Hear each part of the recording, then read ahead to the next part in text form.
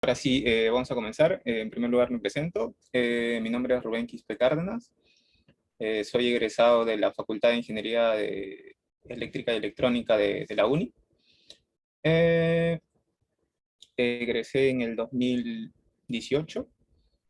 Ya llevo 3 años trabajando con esta tecnología, con Node.js.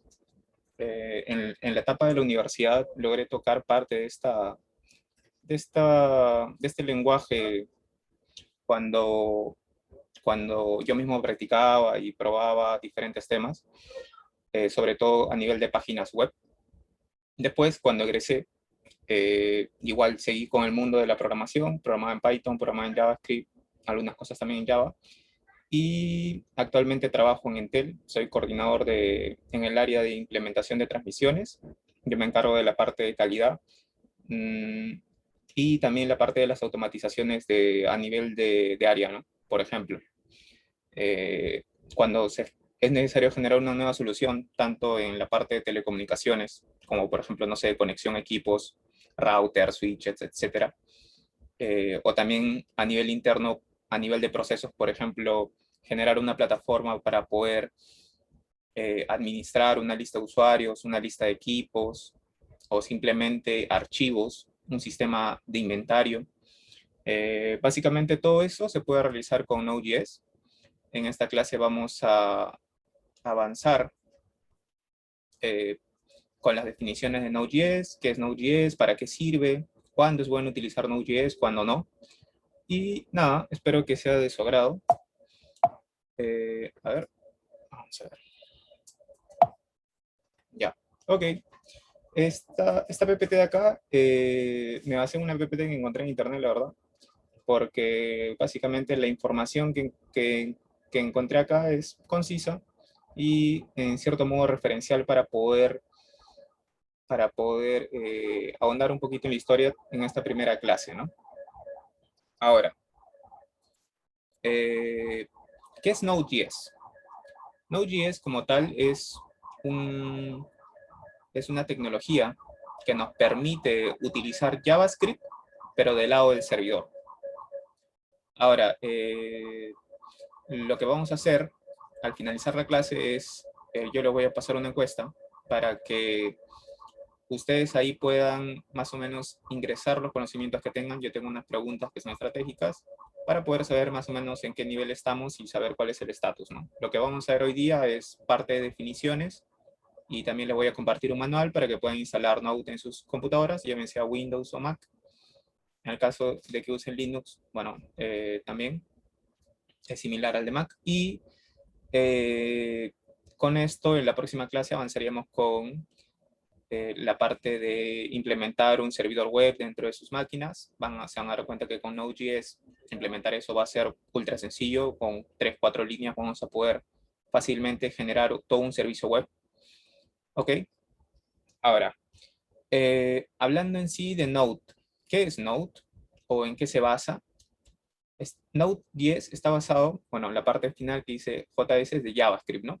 JavaScript es un lenguaje que te permite que, mejor dicho, que se ejecute en el navegador, ya, cuando tú consultas una página web, JavaScript, mejor dicho, cuando tú consultas una página web, tú tienes en un servidor básicamente archivos HTML, CSS y JavaScript que tu navegador le pide a ese servicio. Por ejemplo, cuando yo solicito o entro, mejor dicho, a YouTube en Google, cuando yo entro la URL, yo coloco la URL del navegador, yo lo que estoy haciendo es pedirle a los servidores de YouTube que me envíen su HTML, CSS y JavaScript, que son archivos que recibe el navegador, lo procesa y me muestra, ¿no?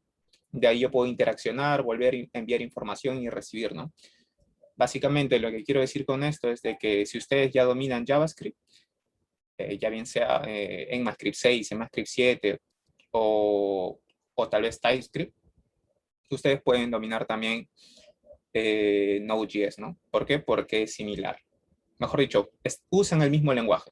Node.js usa JavaScript, pero lo que pasa es que ahí tenemos que añadir unos cuantos conceptos, porque es cierto de que funciona, o sea, uso el lenguaje, pero es diferente generar un servicio del lado del servidor a estar del lado del cliente, o sea, ustedes, consumiendo o ejecutando esos archivos, ¿no? Vamos a explicar las diferencias, básicamente. A ver, vamos a darle clic aquí. Bueno, acá les doy una pequeña definición de lo que es JavaScript, ¿vale? Ahora, bueno, esta es historia, esto lo vamos a dejar por un lado. JavaScript, bueno, básicamente comenzó en mayo de 1995 y bueno, ha tenido diferentes nombres. Bueno, ha cambiado de nombre una vez, pero de ahí empezó a evolucionar poco a poco y empezó a acaparar mucho la parte de los lenguajes de programación. Y a la gente, como le gustaba usar JavaScript, empezó a introducir JavaScript en diferentes cosas, ¿no? Ya no solo para ejecutar cosas del lado del navegador, sino también para poder ejecutar cosas del lado del servidor, ¿no? Ahora, Node.js es un entorno en tiempo de ejecución multiplataforma abierto para la capa del servidor. Bueno, acá cosas importantes es que es asíncrono. ¿Qué significa que es asíncrono? Básicamente, el que sea asíncrono significa de que cuando yo genero una petición a un servidor hecho en Node.js, el servidor no se ocupa, no ocupa todos los recursos, mejor dicho, solamente para ejecutar esa petición, sino que yo le puedo enviar varias peticiones al mismo tiempo y él asincrónicamente, o sea, no de manera secuencial, me va a ir respondiendo, ¿ya? Esto lo vamos a ver más adelante con un ejemplo en JavaScript, porque recordamos que está basado en JavaScript. Otra cosa es, a nivel de arquitecturas I/O, a nivel de entradas de eventos, lo mismo. El tema del asincronismo y el manejo de peticiones asíncronas en Node.js nos permite a nosotros, de manera, o mejor dicho, por default, poder manejar eventos asincrónicos sin preocuparnos por la parte de los threads, o mejor dicho, los hilos del lado del servidor. Subsiguiente, tenemos la parte de V8 de Google. Acá empieza un poco ya a haber un poquito de cambios. ¿Qué es V8 de Google? Los navegadores como tal, para que puedan leer el JavaScript que reciben de YouTube, de Google, cuando tú llamas a una página web, tienen que usar un procesador. O sea, tienen que procesar ese código y ejecutarlo y luego mostrarte a ti las interacciones. ¿Ya? A eso, en el lado del navegador se llama motor, motor de ejecución. Google, de Google se llama V8, V8, que por ejemplo, en Firefox, si más no me equivoco, es SpiderMonkey, ¿ya? Son básicamente los procesadores o los motores que reciben el código JavaScript y lo ejecutan. Ahora, yéndonos del lado del servidor, ¿qué pasa si nosotros esta vez no vamos a recibir la información y mostrarle al cliente, sino lo que vamos a hacer es enviar esa información y interaccionar, mejor dicho, tener interacciones con un cliente, ¿no? Ahora tú ya no solo estás del lado del navegador, sino que ahora tú eres el que brinda el servicio, ¿no? Y varias personas pueden conectarse a tu servicio, así como varias personas se conectan a YouTube. Ahora, tú tienes que brindar este servicio, pero todo es con Node.js. Y tú dices, oye, pero para que se ejecute Node.js, tú necesitas tener, mejor dicho, ¿cómo ejecuta Google, tu navegador, Google Chrome, el código Node.js usando V8? Entonces, tú necesitas tener ese mismo motor V8 del lado del servidor. ¿Para qué? Para que cuando tú generes tu código de JavaScript, el motor de V8 agarre este código y te permita poder generar un programa para poder brindar este servicio, ¿no? No sé si me dejo entender.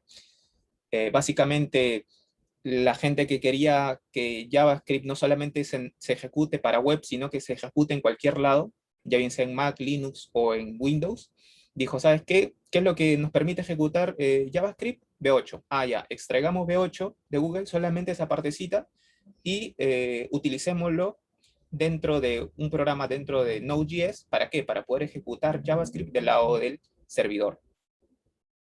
Básicamente es eso. Ahora, a ver, pasamos al siguiente. Ahora, a nivel de arquitectura, dentro de V8, nosotros tenemos diferentes elementos, ¿ya?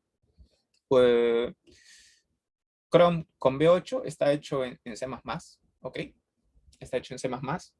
Adicional a eso, nosotros por default dentro de Node.js tenemos soporte para los protocolos TCP, HTTP, DNS. Estos protocolos, para ser simple, te permiten consultar a servidores web, páginas web. Entonces, a través de una conexión TCP, que es segura, yo puedo consultar, hacer un request HTTP a un servidor y recibir la información. El DNS básicamente es el motor que me permite a mí poder consultar información simplemente con el nombre, o mejor dicho, con el dominio de una página web, sin apuntar a una IP, ¿no?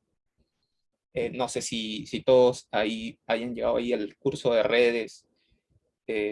Bueno, básicamente en telecomunicaciones, para que tú te conectes a un servicio, o sea, a un servidor, a una página, claro, tú pones youtube.com, pero atrás de ese dominio, de ese nombre, hay una IP, ¿no? Una IP que básicamente identifica a un servidor en un data center, en alguna parte del mundo, ¿ya? Básicamente ahí para poder resumirlo, ¿no? Otra cosa que nos permite Node.js es la parte del asincronismo. Por default, Node.js nos brinda un entorno que maneja el asincronismo por default. O sea, nosotros no tenemos que hacer nada para poder manejar peticiones asíncronas dentro de Node.js. Ya tenemos todo implementado ahí. Simplemente tenemos que consumir, hacer uso, configurar. La parte de eventos, y igualmente, ¿no? Nosotros podemos generar eventos dentro de un servicio web. ¿Para qué? Para que dependiendo de lo que me envíe el cliente, nosotros poder ejecutar cron, o mejor dicho, eventos que para nosotros son repetitivos, ¿no? Esto lo vamos a ver a más a detalle cuando generemos el servidor web dentro de la próxima clase, ¿no? Y adicional también viene con otras librerías, como por ejemplo para poder manejar la parte de los archivos, como ya sale el navegador, Node.js te permite usar JavaScript fuera del navegador, se le agregan nuevas cosas, por ejemplo, para poder cargar archivos desde un servidor, guardar archivos desde un servidor, eh, configurar a nivel de red diferentes partes del servicio. Por ejemplo, ¿no? Tú puedes llamar a la terminal dentro del servidor y ejecutar comandos, siempre y cuando tengas los privilegios. Y básicamente todo lo que te permitiría un lenguaje básico, ¿no? Un lenguaje como Python, un lenguaje como C++, pero con la diferencia de que JavaScript a nivel de sintaxis es mucho más fácil de aprender, ¿ok? No es un lenguaje fuertemente tipado, o sea, no es como Java, ¿no? De que, oye, si no define bien la variable y más adelante quieres hacer una actualización, no te va a dejar y se va a briquear. Y encima tampoco no necesita compilado. O sea, no necesitas compilar, no necesitas la máquina virtual de Java, simplemente con el motor V8 de JavaScript, mejor dicho, de Google Chrome, tú vas a poder ejecutar JavaScript sin compilar. Bueno, básicamente esa es la información base a nivel de la arquitectura de Node.js. Acá un poco más de detalles a nivel de V8. Como les comenté, está basado en el motor de V8 de JavaScript de Google. Bueno, acá igual, esta es la misma información que les estoy comentando. Acá, acá hay una gráfica con la parte de las interacciones. Acá tenemos la parte del navegador y la parte del servidor, lo que le decía, ¿no? El navegador eres tú, el cliente. Eres donde el navegador es básicamente el programa que se está ejecutando en tu computadora, que ejecuta Chrome, y Chrome tiene el motor de JavaScript, ¿no? Que le permite recibir archivos JavaScript y poder ejecutarlos dentro de tu navegador. Y del lado del servidor, con Node.js, para poder ejecutar código JavaScript, también tenemos el motor de V8, que te permite poder devolver estos archivos que procesa el navegador, brindar este servicio de web. Ahora, Node.js también sigue evolucionando, o sea, a la gente le gusta JavaScript y sigue diciendo, ¿no? Oye, ya está bien, lo tenemos en el servidor, pero también podríamos hacer aplicaciones, Android, podríamos hacer tal vez aplicaciones iOS. Entonces empiezan, o tal vez dicen, oye, vamos a hacer aplicaciones de escritorio para Windows. ¿Cómo podemos hacer aplicaciones de escritorio para Windows, pero usando Node.js, o sea, usando JavaScript?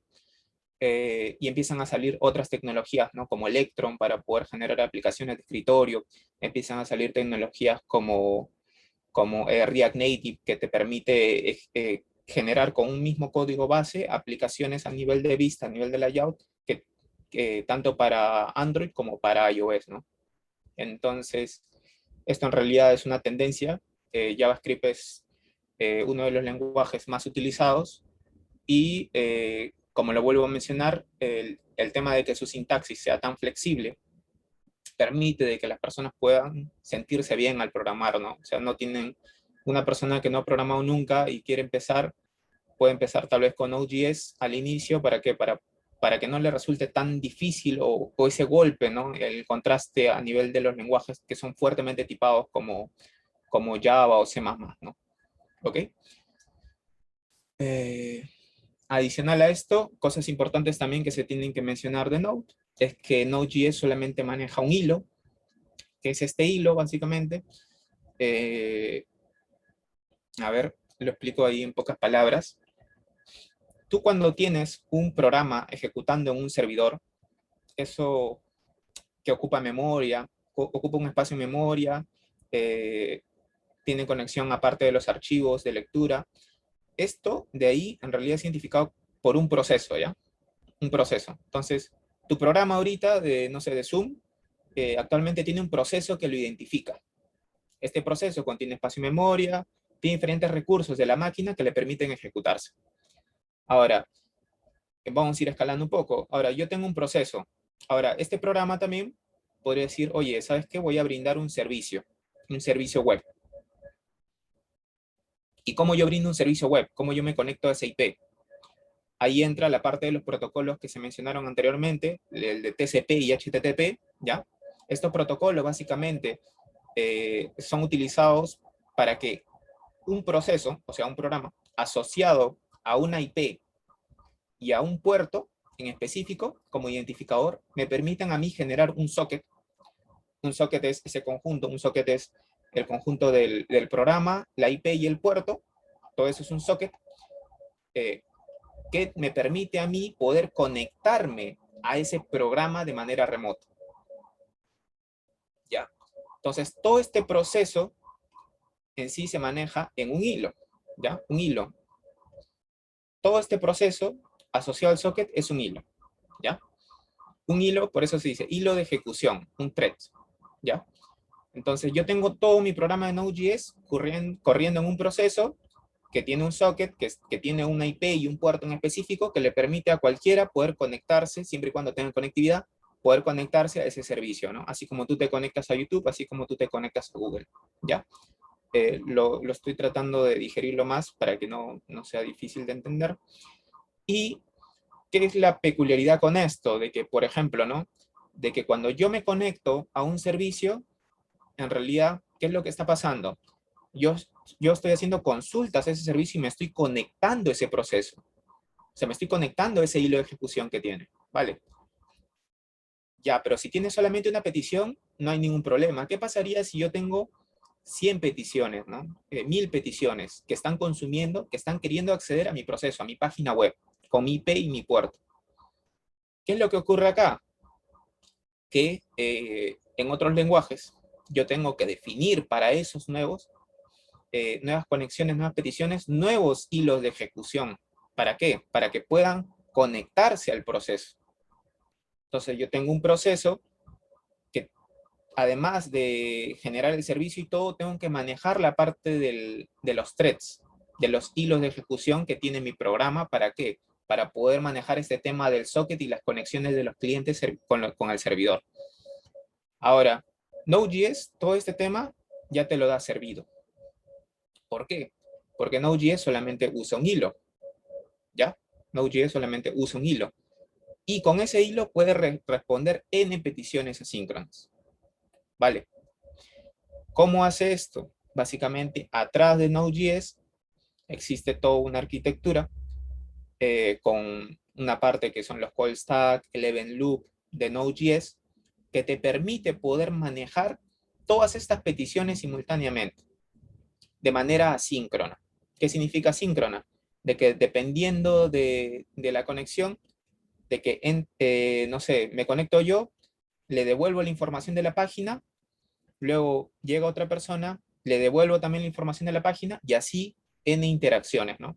Y atrás hay una arquitectura que me permite a mí poder manejar y encolar estos llamados al sistema, permitiéndome a mí, sin tener que configurar nada a nivel de hilos y despreocuparme, el tema de las conexiones a mi servicio, ¿no? Entonces, eso es una de las ventajas que tiene Node.js y también por las cuales implementar un servicio en Node.js es mucho más sencillo que implementarlo en otro lenguaje, ¿no? Y encima tienes este beneficio del manejo de las peticiones asíncronas utilizando solamente un hilo de ejecución, ¿no? ¿Ok? Eh, a ver, vamos a avanzar, Rubén, ¿no? Rubén, disculpe la interrupción. La página principal, ¿podrías ampliarla? La diapositiva principal, porque creo que se ve dividido. Ah, a ver, se ve dividido. Ya, o sea, no pueden ver todo el PPT. ¿Hasta qué parte ven de la PPT? O si no, a ver, déjame acá. Salgo de acá. Ahí pueden ver toda mi pantalla. Sí,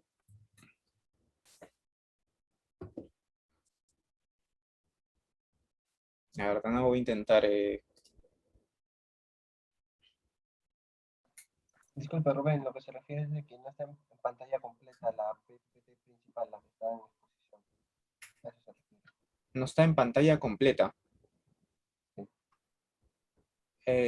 Ya, pero ahorita, por ejemplo, yo estoy poniendo esto en pantalla completa. Ustedes no lo ven como pantalla completa, ven solamente la PPT. Se ve la PPT en un tamaño menor y se ven las demás abajo, como con la nueva. Mm, O sea, Rubén, sí se ve toda tu pantalla, sino que al momento de la presentación, solamente se ve, por ejemplo, como está en tu chat, ¿no? De WhatsApp, se está viendo ahorita, y hay mandado una foto. Ujú. Así ya se te ve, y entendí, ya. necesitamos que se vea todo completo. Ya te entendí, ya te entendí. A ver, Sí, voy a dejar de compartir. Sí, a ver, un segundo. Stop share. a ver, Rubén. Sorry. A ver, vamos a compartir de nuevo. Ah, esta acá es. Estaba compartiendo la ventana incorrecta, creo. Ya, a ver. Sorry. A ver, ahí pueden ver toda la PPT. Sí, si le Ya. das con presentación, claro, está bien ahí. Gracias. Ya. Ya, vale. Oye, pero pensé que estaba avanzando bien. Pero en fin. Ya.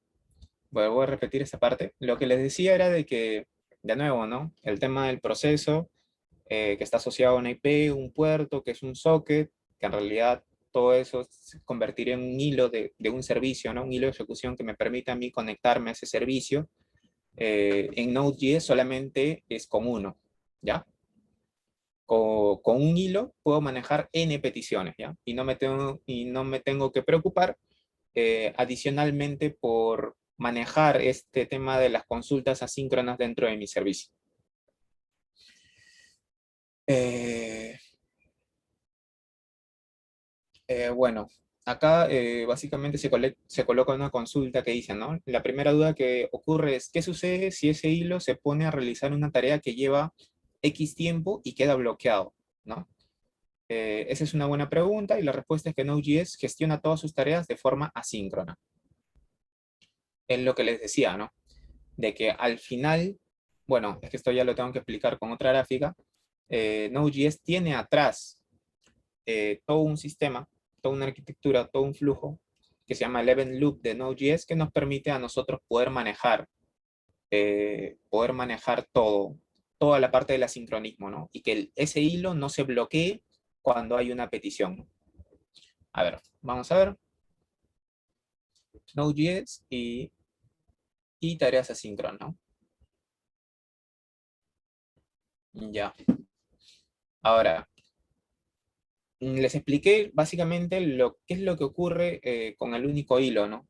Que maneja Node.js, pero para poder manejar de manera síncrona y de manera óptima, en realidad él trabaja también con otro pool de threads, ¿ya? Pero son subprocesos, ¿ya? Esto de acá tiene un proceso y esto de acá son subprocesos o procesos hijos que básicamente nos permiten ejecutar toda esta arquitectura atrás que les comento de Node.js, ¿no? Solo para que lo tengan en cuenta, ¿ya? Solo para que lo tengan en cuenta. Ahora, bueno, esto ya está, esto lo expliqué. Acá empieza a explicar un poco más a nivel de eventos qué es lo que ocurre, pero básicamente en este pool de threads, recibido el evento una función de callback, esta se encargará de poder terminar de procesarlo, ¿no? Por ejemplo, si yo tengo un evento, ¿ya? Yo defino un evento que me diga, no sé, cada vez de que el cliente me envíe un 1, yo le envío un hola mundo. Entonces, yo tengo definido ya este callback, mejor dicho, esta función dentro de un evento. Y lo que va a ocurrir es de que yo voy a tener preparado dentro del pool de threads un thread, un hilo, un subproceso que me permita poder ejecutar este método, ¿no? Y cuando yo envío y se ejecuta y llamo al evento, se conecta con el pool mejor dicho, con el evento que he configurado y se ejecuta dentro de un callback dentro de Node.js, ¿no? ¿Qué más? Ah, ya. Básicamente esa es la teoría. Si quisiéramos ahondar más a nivel de lenguaje, tendríamos que ya empezar a codear. Y como les mencioné, el lenguaje base de esto es JavaScript, ¿no? Entonces, como el lenguaje base de esto es JavaScript, vamos a avanzar con la parte de JavaScript. ¿Correcto? Me dicen si se visualiza bien. Ahí le estoy haciendo un zoom, ¿ya? Les voy a pasar un link por WhatsApp y por Zoom, donde básicamente es una página que se llama Replit, que te permite ejecutar no solamente Node.js, sino otros lenguajes, sino que en este caso vamos a ejecutar Node.js, que como les menciono es JavaScript, ¿no? Para esta primera clase y poder ahondar un poco más en los conceptos que hemos ido viendo, ¿no? Ahora, para la próxima clase le voy a pasar un manual de instalación que es sencillo, en realidad tienes que descargar e instalar tanto Node.js como Visual Studio Code, como, ¿qué más? Node.js, Visual Studio Code. Bueno, esos dos para poder ya empezar a ejecutar Node.js en su propia máquina y levantar un servidor web, un servicio web dentro de su computadora, ¿no? Ahora, si pueden ver, bueno, ahí voy a compartirlo acá también. ¿Dónde estás? En el Zoom. Ya. Ya. Ok. Ahí. Vamos a poner el chat acá. Ahora, lo primero en cualquier lenguaje, en este caso, en JavaScript igual, es hacer tu hola mundo, ¿no? Entonces, ¿cómo haces un hola mundo en JavaScript? Sencillo, ¿no? Colocas console.log y pones hola mundo, entre comillas, ¿no? Le ponemos el punto y coma al final.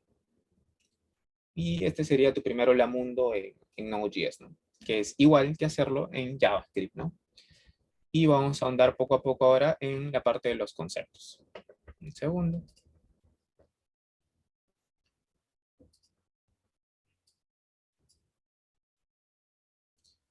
Ya. Ahora, me dan un segundo, por favor. Ya. Ya, para hacer ejemplos como tal asincrónicos, vamos a tener que levantar el servidor en Node, ¿ya? Pero en este caso, en esta clase vamos a repasar lo de JavaScript, ¿vale? Para poder, para que en la próxima clase, cuando empecemos ya con Node directamente y levantemos todo el servicio, estén un poco más familiarizados, ¿no? Igual la recomendación es que si no saben nada de JavaScript, revisen la documentación de JavaScript, intenten hacer lo mismo que he hecho acá, y traten de revisar la documentación de EMAScript 6 o EMAScript 7. Igual ahí yo les voy a compartir un link donde pueden ahondar un poco más en los conceptos que les he dado, y que puedan repasar, ¿no? Y estar en la próxima clase un poco más se puede decir, familiarizados con el lenguaje y con las cosas que vamos a hacer. Ahora, vamos a empezar a hablar de los tipos de datos, ¿no? Existen diferentes tipos de datos dentro de JavaScript. Entonces, tenemos diferentes tipos. Por ejemplo, tenemos el tipo número. Entonces, vamos a generar acá una constante que sea, no sé, un contador. ¿Ya? Vamos a generar un contador. Este contador va a empezar en 1, ¿ya? Entonces, básicamente nosotros con esto ya estamos definiendo una variable, o mejor dicho, una constante que se va a llamar count y que vamos a inicializar con el valor de 1, ¿no? Ahora, el punto y coma no es necesario, ¿ya? Como les he dicho, el JavaScript es un lenguaje que es flexible. El punto y coma, a diferencia de otros lenguajes como PHP, Java o C++, no es necesario. Si lo pones tampoco no se genera lío, igual lo procesa, ¿no? Vamos a imprimir esto ya. Vamos a hacer un console log. Vamos a comentar esto. Y vamos a colocar acá console log. Vamos a aumentar un poco más el tamaño, creo. Ya, ahí. Vamos a aumentar un poco más. Y ahí vamos a colocar console log y vamos a colocar count, ¿no? Vamos a colocar acá un console log arriba. Aunque no es necesario. Ya, vamos a hacer esto. Y lo vamos a ejecutar. ¿Qué nos imprime? 1, que es básicamente lo que hemos definido, ¿no? Pero si nosotros queremos saber cuál es el tipo de dato que básicamente estamos imprimiendo, simplemente colocamos al inicio un typeof, ¿no? Typeof es una función, un método que me permite a mí saber cuál es el tipo de un dato, ¿no? Entonces, cuando lo imprimo, me sale number, ¿ya? Este tipo number,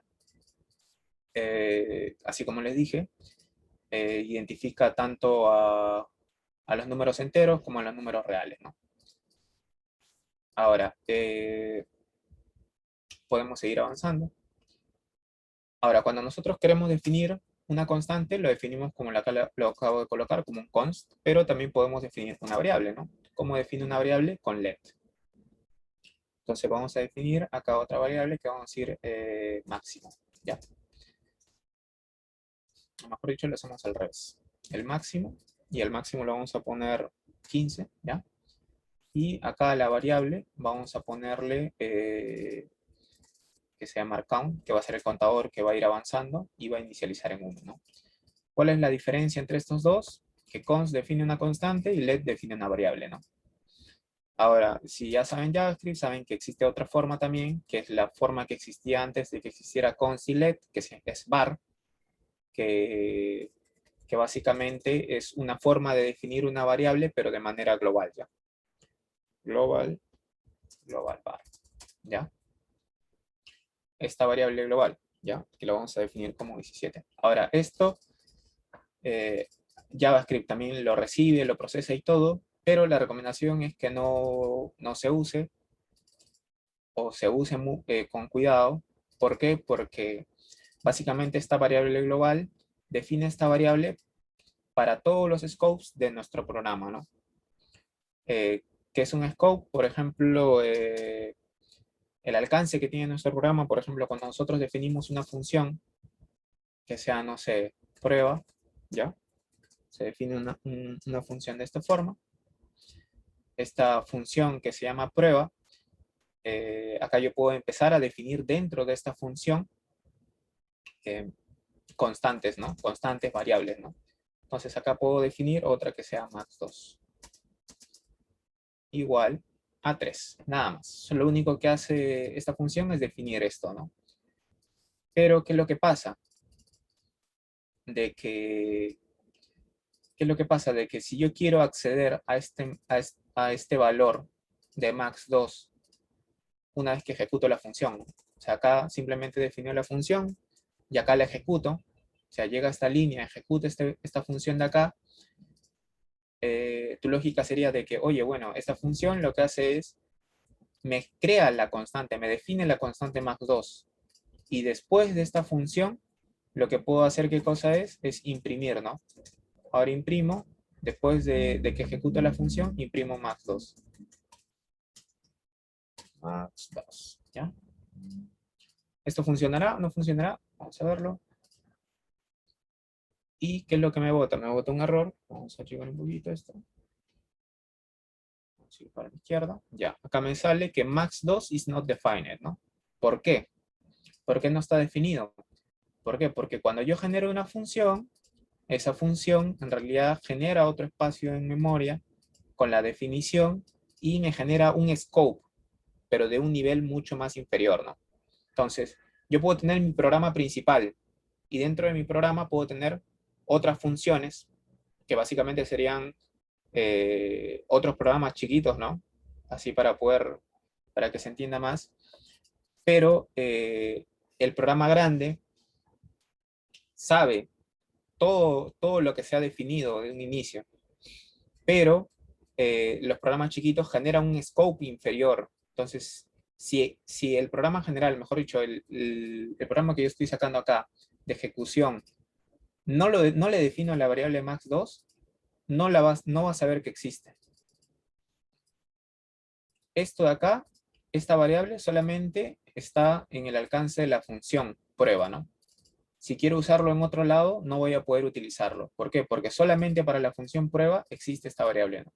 Ahora, si yo quisiera sacarlo, simplemente digo, bueno, acá ya no lo defino como una constante. Bueno, aunque sí lo puedo definir, pero no le colocaría el valor, entonces no tendría sentido que sea una constante. Lo coloco acá max2, ¿ya? Que al inicio va a ser 1, ¿ya? Y acá ya no la vuelvo a definir, sino que ya la definí en el proceso general y acá solamente, ¿qué es lo que hago? Cambiar el valor, ¿no? Cambiar el valor. Y en este caso, si imprimo max2 al inicio y al final, lo que va a ocurrir acá es que te va a imprimir 1 y 3, ¿no? Primero tenía un valor y luego tiene otro valor, ¿no? Entonces, de nuevo, ¿no? Cuando yo defino una variable dentro de la función principal o dentro del proceso principal, esta definición, esta constante, esta variable, está disponible para todas las funciones que estén abajo, ¿no? Que se ejecuten después. Pero viceversa no. O sea, si yo defino una variable o una constante dentro de una función que es inferior al proceso principal, esto de acá no lo va a saber el proceso principal porque no ha sido definido ahí, ¿no? Pero, ¿qué es lo que pasa con var? Con var, lo que ocurre es de que no importa si lo creas en una función que sea de menor nivel, o sea, que no esté dentro del método principal, o que sea la última. Cuando lo creas, lo vas a generar de manera global para todos los métodos y funciones. Entonces, ¿en qué errores puede incurrir? En que, por ejemplo, yo haya definido al inicio una variable, pero que luego en funciones posteriores, porque mi código, imagínate, no he hecho un programa gigantesco, en códigos inferiores me doy cuenta de que me olvidé que había creado esa variable y vuelvo a crear una variable con el mismo nombre, ¿no? Y lo que estaría haciendo ahí sería reescribir el valor que tenía esa variable, ¿no? Al inicio, lo cual no ayuda. No ayuda y que puede generarte confusión. Entonces, para mantener este nivel de jerarquía, es que no les recomiendo que usen var, a menos que sea un caso atípico, ¿no? Pero ustedes tienen que tener cuidado, ¿no? No digo de que pueda ocurrir en el 100% de los casos, pero las buenas prácticas dicen que no, ¿no? Volviendo, ¿no? Tenemos, como les mencioné, el tipo que es entero. Vamos a colocar esto, el typeof. Typeof, max2. Acá vamos a colocar un console log. Acá vamos a colocar un texto que diga tipo entero. Ya, una comita. Vamos a quitar esta función de prueba, ¿vale? Esto de acá. Vamos a correr. Tipo entero y number, ¿no? Max2. Vamos a definir otro. Bueno, en realidad es type number, ¿no? Tipo número. Solo que esta vez es un entero, ¿no? A ver, ahora, igual si yo defino otro que diga, por ejemplo, esta vez que no sea un 1, que no sea un entero, sino defino otro que diga let max 3 y que este sea en un 3.5, ya no es un entero, el tipo se va a mantener. El tipo se va a mantener. ¿Por qué? Como les vuelvo a repetir, JavaScript es un lenguaje flexible, ¿ya? ¿Ok? No se hace problemas incluso con los tipos. Y para él esto tiene el mismo tipo de acá, ¿no? Y ocupa el mismo espacio de memoria, ¿no? Ahora, también tenemos los tipos que son tipo string, ¿ya? Entonces también podría definir una cadena de texto, ¿no? Podría colocar una cadena que diga const y le pongo, no sé, text. Y acá le vamos a poner, no sé, un texto, ¿no? Esta es una prueba. Básicamente acá lo mismo, estamos definiendo una constante que se llama text y que contiene un string con estos caracteres. Esta es una prueba. Y igual nos podemos hacer lo mismo. Imprimimos el tipo para que puedan ver qué es, ¿no? Tipo string. Hacemos un typeof de texto. Ahora, typeof también adicional a esto, con el espacio, también se puede usar como un método acá, ya, typeof text, y es lo mismo. String, ¿no? Tipo string. Correcto. Después de esto, después de los tipos string, también tenemos otros tipos. Por ejemplo, ¿no? Si yo quiero definir una fecha, ocurre lo mismo, ¿no? Today, const today, le ponemos acá un new date, ¿ya? Y con esto básicamente estaremos generando igual un tipo, pero va a ser un tipo fecha. Typeof, y acá le ponemos today. ¿Qué tipo es today? Es un tipo allá. Lo que pasa es que acá, claro, es un tipo, esto me permite a mí definir una fecha como tal, pero en realidad esto de acá es un objeto, ¿no? Entonces, si yo imprimo para la definición de una fecha, imprimo qué es el today,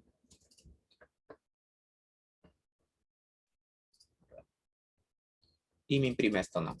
Que básicamente es la fecha de hoy, ¿no? Ahora, esto de acá, bueno, no es un tipo como tal, es un objeto, y en realidad, digamos, ¿no? Que es un objeto como tal, o qué es lo que considera JavaScript como un objeto, en realidad es un JSON, ¿no?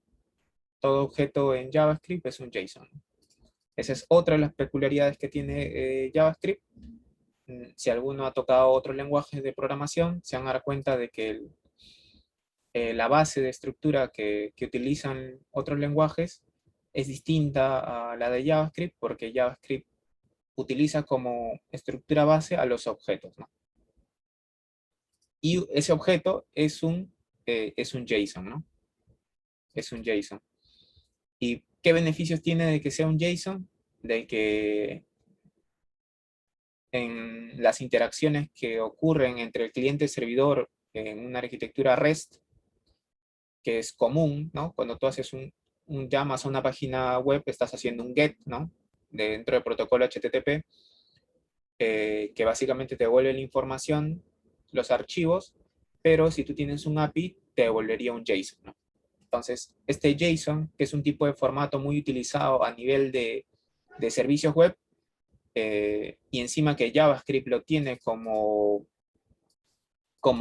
estructura base para la parte de sus objetos, es muy beneficioso para nosotros, ¿no? Porque directamente podemos recibir el JSON y ya tendríamos básicamente un objeto de JavaScript que nos permitiría a nosotros poder interactuar con él, ¿no?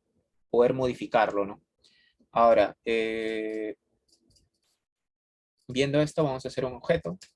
Vamos a colocar a un const object. ¿Y cómo defino un objeto? Como le dije, como un JSON, ¿no? Un JSON vacío, ¿cómo es? Básicamente es esto, ¿no? Entre dos llaves. Dos llaves. Ahora, si quiero añadir propiedades a este objeto, simplemente le puedo pasar valores, ¿no? Le paso, no sé, a ver, vamos a definir un objeto que sea un usuario, ¿ya? User. Entonces vamos a poner acá su first name del usuario. ¿Cuál sería?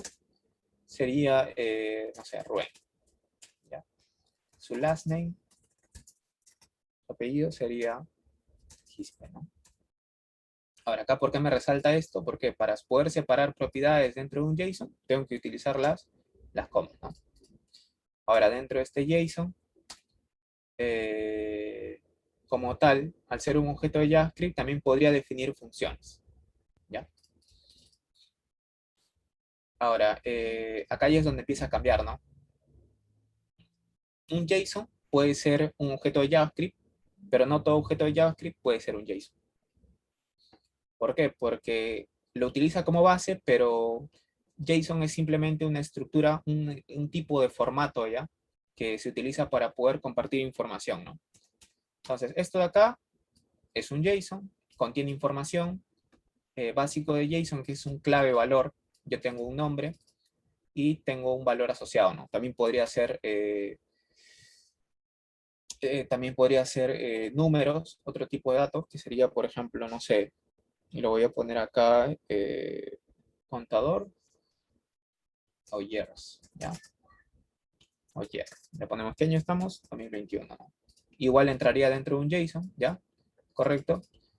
Ahora, claro, ¿no? En un formato como tal, el formato predefinido, tanto la clave como el valor están dentro de comillas, ¿ok? Pero JavaScript, de nuevo, volviendo a su flexibilidad, me permite poder utilizar dentro de las claves, dentro de las propiedades de este JSON, valores que no tengan comillas, ¿ya? En el caso de que sí tenga caracteres especiales como punto, por ejemplo, year, punto, no sé, now, en este caso ya no sigue el patrón y para poder definir esto como una clave tendría que colocarlo entre comillas, ¿no? Para que no ocurra ningún error, ¿no? Pero en el caso de que no haya caracteres extraños, que no sean alfanuméricos, puedes definirlo así simplemente, ¿no? Ahora, este es un objeto de JavaScript como tal, o sea que dentro del objeto también podría definir métodos o funciones, ¿no? Entonces podría definir acá la función que ya tenía acá, prueba. ¿Ya?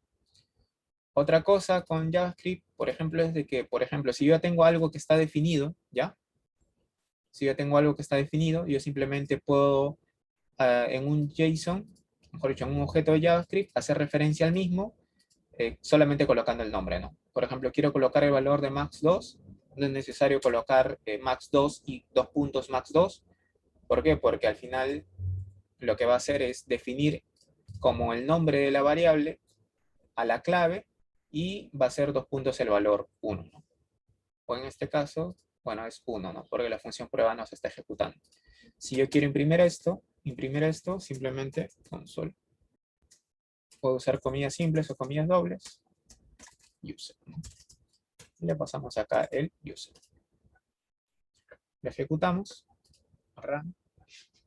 Y nos damos cuenta que esto es un objeto, ¿no? Como nos damos cuenta, esto es un objeto. ¿Y qué me dice? De que el first name tiene el valor Rubén, last name, mi apellido, el año 2021, prueba, que lo habíamos definido acá arriba como un método, como una función. Efectivamente me dice, oye, esta es una función que se llama prueba, y incluso el valor max2 que habíamos definido como una variable, igual se coloca acá, ¿no? ¿Ya? Como les digo, ¿esto de acá es un JSON? No. ¿Por qué? Porque un JSON, como les digo, tiene que estar entre comillas, tanto la clave como el valor. Puede tener subobjetos abajo, o sea, subelementos, por ejemplo, ¿no? Vamos a poner acá un JSON un poco más complejo, ¿no? Vamos a poner JSON example. JSON example. Y acá vamos a colocar, no sé, lo mismo, first name. ¿Ya? Uy, please. Un segundo. Se me fue ahí. Ya. Acá simplemente colocamos de nuevo los mismos valores, ¿ya? Pero esta vez podemos colocar también subobjetos, ¿no? Entonces vamos a colocar first name, last name, y le digo, no sé, address, ¿no? Y en mi dirección, de nuevo, puedo tener más valores. ¿Qué valores puedo tener? No sé, pues, manzana S, no sé. Lote 2. Por ejemplo, ¿no? Esto de acá sí sigue el formato de JSON, porque como les digo, es clave valor con los dos textos, y también puede haber un JSON dentro de otro JSON, ¿no? Por ejemplo, este de acá también sería otro JSON, ¿no? Lo vuelvo a repetir, todo JSON es un objeto de JavaScript, pero no todo objeto de JavaScript es un JSON, ¿no? En este caso, según lo que habíamos impreso acá, esto no sigue las reglas que tiene el JSON, y que por eso esto de acá, si yo lo meto, por ejemplo, a un procesador de JSON, me va a botar un error, ¿no? Me va a decir de que, oye, esto es inconsistente, ¿no? No sigue las reglas. Y ya. Este beneficio nos permite a nosotros poder procesar gran parte de la información de manera por default, ¿no? Recibo la información en un JSON y automáticamente podría acceder a los valores, ¿no? Ahora, ¿cómo puedo acceder a, por ejemplo, la información que tengo dentro del JSON? Imaginemos, ¿ya? Igual lo vamos a hacer la próxima clase, cuando tenga instalado Node y levantemos el servicio. Imaginemos que ustedes reciben de un servidor, estás consultando la información del usuario, ¿ya? Y cuando tú consultas la información del usuario, te vuelve este JSON, ¿ya? Te vuelve este JSON. Y tú quieres empezar a modificar el JSON, ¿no? Entonces tú me podrías decir, oye, esto es una constante. Si yo lo intento modificar, ¿va a funcionar o no? Vamos a ver. Entonces, si yo intento modificar, yo digo, oye, ¿sabes qué? JSON example, quiero modificar el valor de first name. ¿Cómo puedo acceder al valor que tengo dentro de un JSON? Dentro de este objeto. ¿Cómo puedo acceder a ese valor, modificarlo, cambiarlo o tal vez simplemente imprimirlo? ¿Qué es lo que hago? Coloco el punto y pongo first name, ¿no? Esto como tal contiene el valor de Rubén, ¿no? Ahora, así solo, para el motor de JavaScript no hace nada. O sea, no estoy imprimiendo nada, simplemente estoy colocando este valor, llamando este valor. Entonces, para poder imprimirlo, vamos a colocar de nuevo un console log. Vamos a colocar acá first name, ya, ¿vale? Y vamos a colocar JSON.firstName, ¿no? ¿Qué es lo que va a hacer? Accede a este objeto y con el punto puedo decirle, oye, ¿sabes qué? Accede al primer valor. A first, pum. Ya. ¿Y qué es lo que ocurre? Ah, bueno, es que lo que pasa es que acá abajo estamos imprimiendo el otro para no perdernos. O mejor dicho, vamos a hacer esto y vamos a imprimirlo acá arriba para que el otro se imprima abajo, ¿ya? Entonces, vamos a ir acá de nuevo. RAM. Y se imprime el first name, ¿no? Estamos accediendo a través de esta clave al valor que tiene, ¿no? Dentro del objeto. ¿Qué más? ¿Esta es la única forma de poder acceder ahí? No. También podría acceder de esta forma, ¿no? Simplemente al objeto, quiero entrar a una de las claves, a una de las propiedades que tiene, coloco las comillas y coloco el nombre. Esto es igual al anterior. Vamos a, ¿sabes qué? Voy a colocarlo así y voy a duplicarlo, ¿ya? Voy a duplicarlo. Vamos a colocar esto.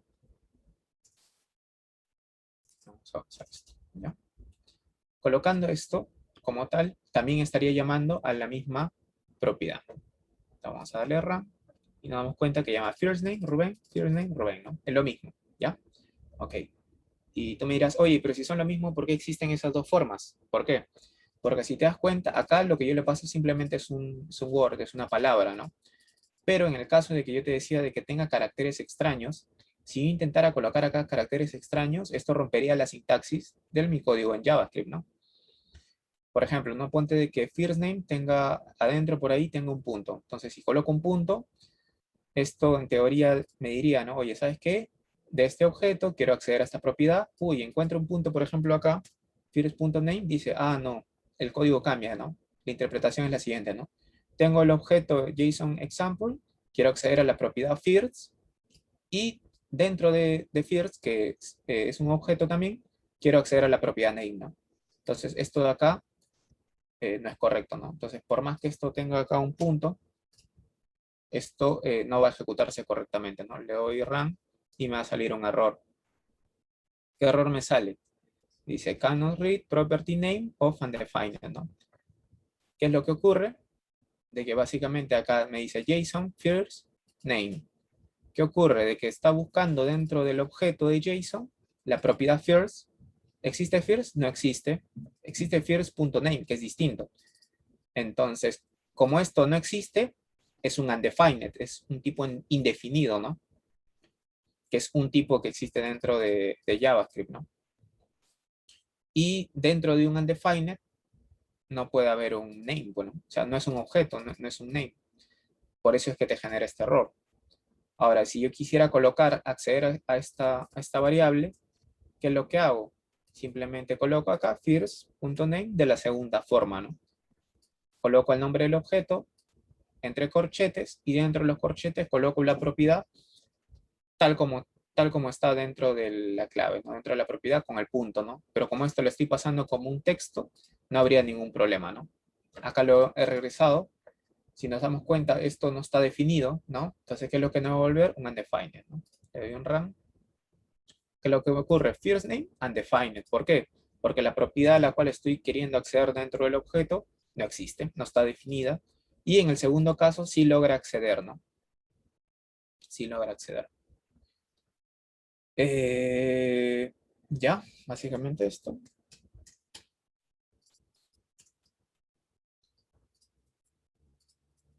Ya, correcto.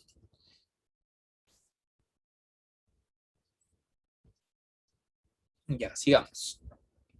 Ya tenemos la parte de los objetos, las funciones.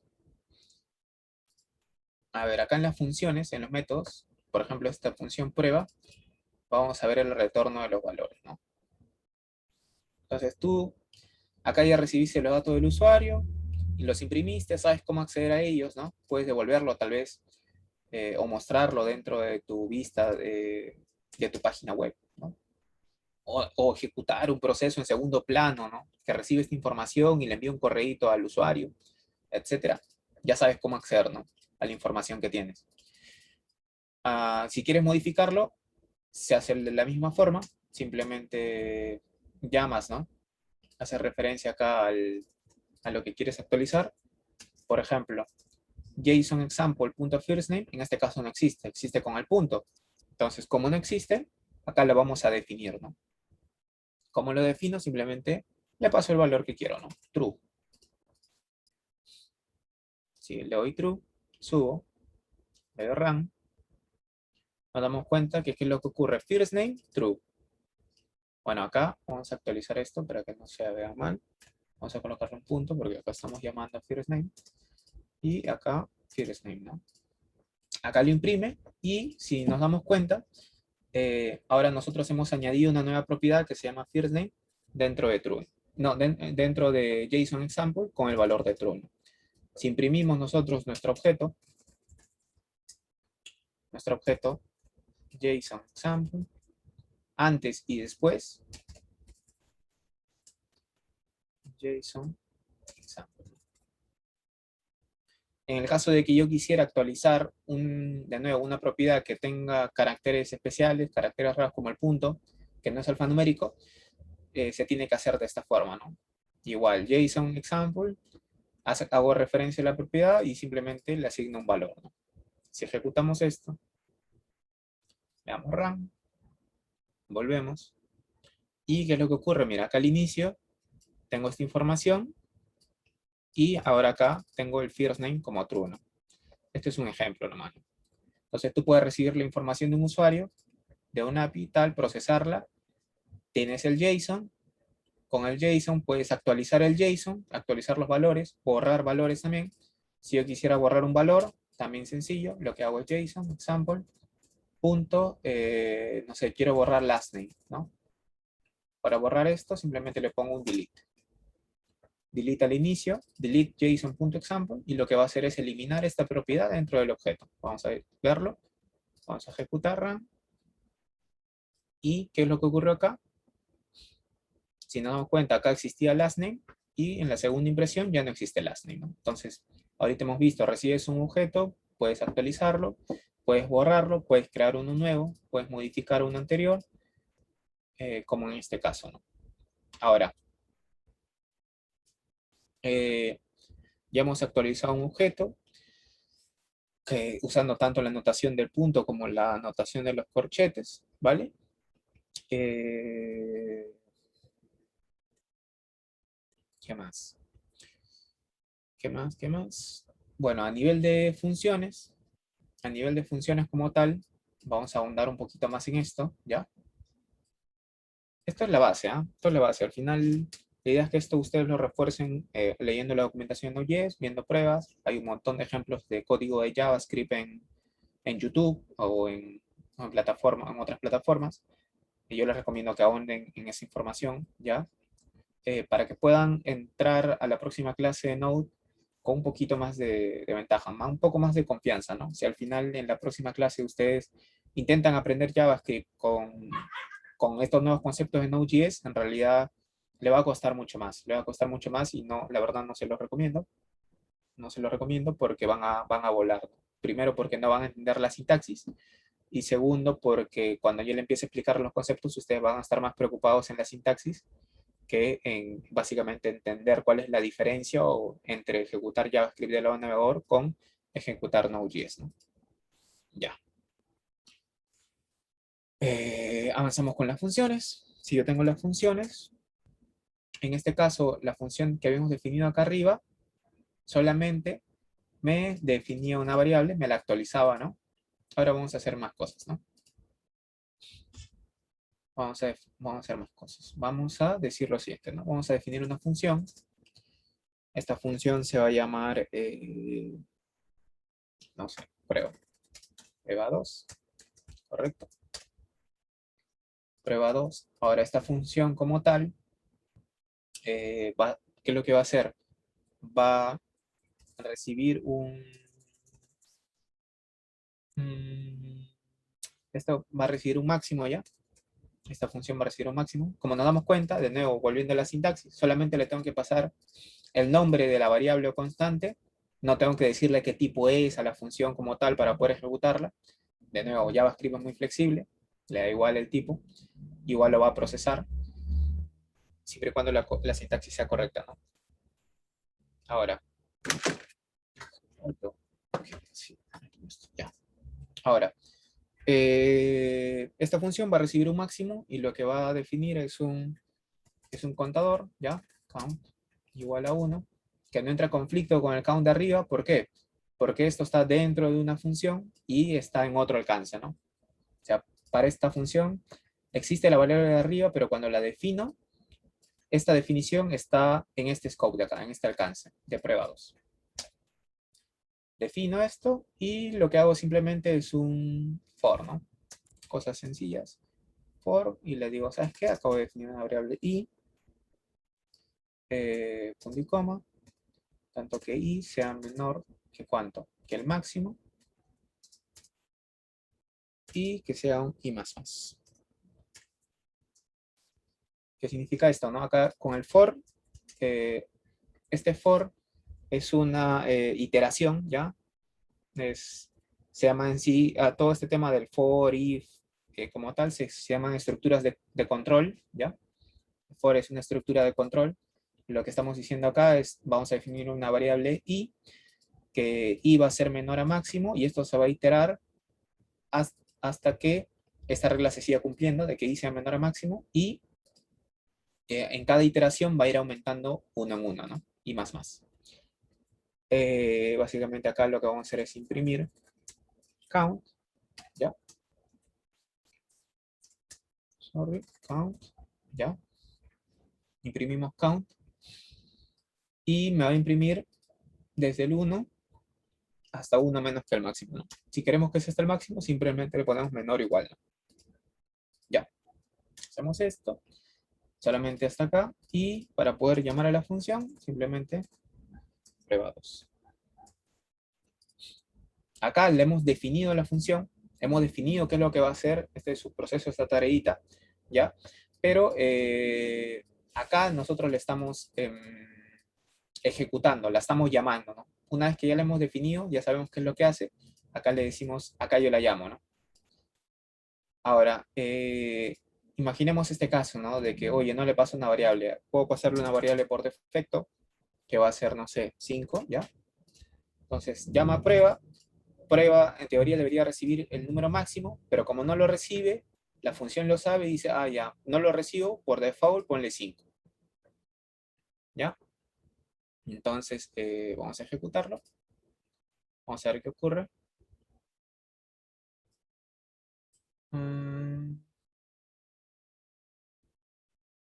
Ya.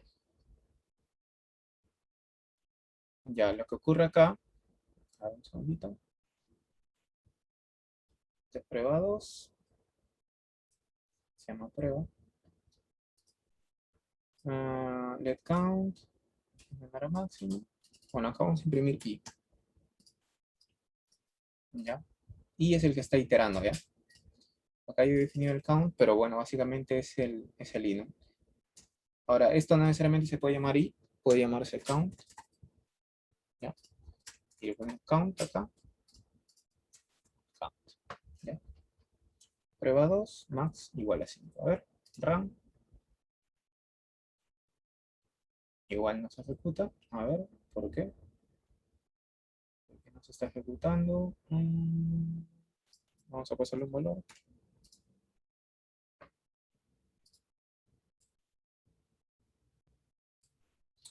Ya, ¿qué está pasando acá? Se define la función. Debería imprimirlo. Estamos imprimiendo i acá. Pero igual, o sea, si no hemos definido i, acá debería de lanzarte un error que te diga, oye, la variable i o la constante i no ha sido definida. ¿Me entiendes? O sea, acá hay un... O esta cosa se ha roto. Creo que se ha roto, ¿ah? Vamos a... Bueno, igual yo tengo Node.js instalado en mi máquina. Vamos a abrir esto. C+. ¿Ya? Ahí sí se visualiza. Yo voy a ir a mis documentos. Voy a crear una carpeta que diga class 1. Ya. Es mi terminal ya. Vamos a crear un archivo que sea prueba.js. Acá abrí el archivo. Vamos a empezar acá a editar. Vamos a copiar, mejor dicho. Vamos a ver por qué no funciona. Uy, está muy largo. Ya, ahí. Ya. ¿Ya? Si vemos, ahí yo he creado un archivo. Este archivo se llama prueba.js, ¿ya? Lo podemos ver acá, con la ls. Acá vemos, ¿no? Dentro de mi carpetita hay un archivo que se llama prueba.js. Como yo ya tengo Node instalado, igual en el documento que les voy a pasar vas a poder ver la versión. En este caso yo no estoy usando la versión LTS, a ustedes sí les estoy diciendo que descarguen la versión LTS. Yo tengo la versión 15 porque yo tengo que hacer pruebas adicionales, pero para el tema del curso no va a ser necesario. También npm menos versión, ¿ya? Esto básicamente valida de que tengo Node, ¿ya? Esto que tengo Node. Ahora, yo ya tengo el archivo que es JavaScript, ¿no? Si quisiera verlo, simplemente, bueno, acá ahorita estoy, vamos a verlo, ¿qué es lo que tiene? Esta es la información que tiene actualmente mi archivo, ¿no? Prueba.js, ¿no? Que básicamente ejecuta la función y avanza, ¿no? A ver, vamos acá, vamos a ejecutarlo, ¿ya? Node. A ver, un segundo.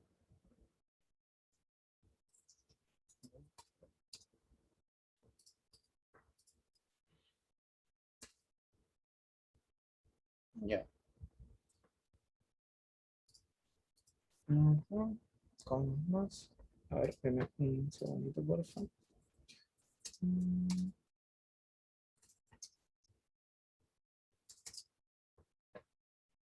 Vamos a ver qué está pasando.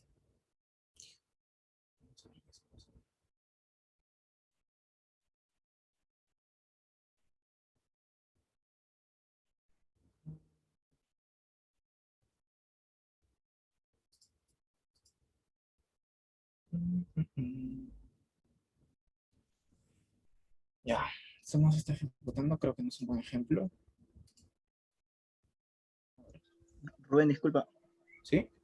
¿No se tendría que inicializar el count? No, porque estamos dentro del... Ah, no, sí, claro, tienes razón. Casi me pasó. Tienes razón, tienes razón. Acá tendría que ser uno. Por eso el for no está que se recorre. Sí, tienes razón. Ya, a ver. Sí, efectivamente. ¿No? Acá como no habíamos inicializado el count, no avanzaba en el for. Ya, no avanzaba en el for. Porque no le habíamos dado el dato inicial del cual iba a empezar, ¿no? Ya, ya, para serle sincero, en Node, cuando veamos en la próxima clase, nos vamos a dar cuenta de que en realidad no vamos a usar for para nada en realidad, porque Node.js viene con otras herramientas, otros iteradores que nos permiten a nosotros manejar de manera más, se puede decir, amigable el tema de los objetos y las iteraciones, ¿ya? Esto de acá, bueno, al final la verdad esto no lo uso mucho. En un momento les voy a mostrar las otras variantes que hay, ya. Ahora, esto de acá, vamos a guardar, salgo y lo voy a imprimir, lo voy a ejecutar, ¿no? Prueba.js. ¿Qué es lo que ocurre?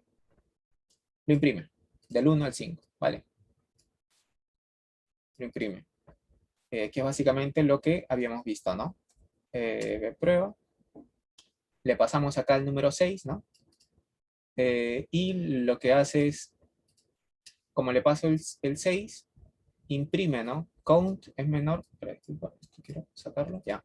Acá el máximo es 6 y lo va a imprimir hasta que count suba a un valor menor a 6, ¿no? Que en este caso es 5, por eso imprime este 5. Si en el caso de que no le pasamos ningún valor, ¿ya? Va a recibir el 5 por default. O sea, acá en prueba 2 no recibe ningún valor, sabe que no recibe ningún valor y le doy el 5, ¿no? Le está dando el 5 por default según la definición de la función y máximo llegaría hasta 4, ¿no? Entonces salgo, lo ejecuto con node prueba, estoy ejecutando, si se dan cuenta, un archivo JavaScript dentro de mi computadora, ¿ya? Sin tener el navegador, solamente teniendo instalado Node, ¿no? Y me imprime hasta la 4, ¿no? Ahora, acá se puede manejar más cosas, ¿no? Vamos a seguir viendo. Acá yo tengo la definición de la función, pero como tal, yo también podría definir otra función. Vamos a definir la función prueba 3, ¿ya? O mejor dicho, vamos a hacerlo más interesante. Aparte del for i, esto vamos a colocarlo acá como un ejemplo. Vamos a poner for i example. ¿Ya? Este es un ejemplo del for i. También podemos hacer un for of, ¿ya?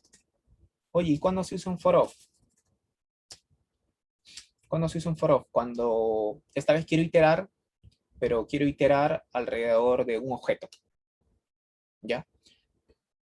Ahora, el objeto, como les mostré hace rato, estaba definido entre llaves, ¿no? Ahora vamos a poner acá con objeto. Vamos a hacer uno sencillo nomás, que sea name, ¿ya? Bueno, y no sé, comment, un comentario.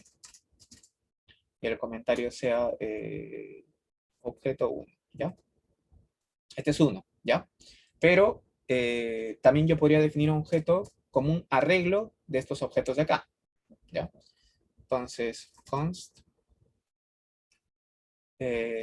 puedo poner acá objeto, como decir un array de objetos. ¿ya?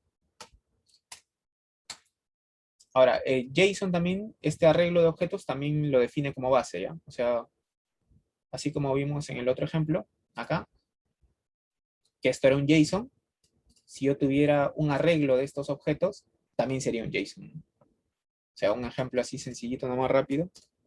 No, disculpen, no estoy usando bien. De un array de objetos, pero en JSON. Vamos a poner acá JSON en sample. 2. Sería esto, ¿no? Entre corchetes, y dentro de los corchetes coloco un objeto. Y coloco un objeto. Ah, no puedo presionar tab. Interesante. Un segundo. Ya. Acá, bueno, volvemos a usar formatito. No me deja presionar tab. ¿No? Ya. Esto de acá es un objeto que está dentro de un arreglo, por eso está entre los corchetes, y puedo definir otro, ¿no? Que puede ser igual o con datos cambiados, ¿no? Esto de acá también es un JSON, ¿no? O sea, esto de acá, un arreglo de objetos, también es un JSON, ¿ya? Entonces, acá, vamos a volver acá, vamos a definir un arreglo de objetos, ¿no? Vamos a definir acá un arreglo, ¿ya? Y dentro de este arreglo, igual vamos a colocar el objeto 1, la información del objeto 1. Uy. Vamos a copiar.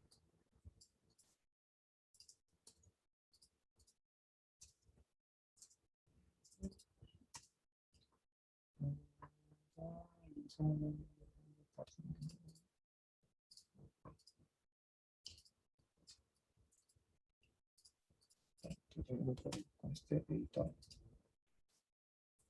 Ya. Name. Vamos a pasarlo a Rubén. Comment. Con test. Vamos a generar otro que sea name. Christian, ¿vale?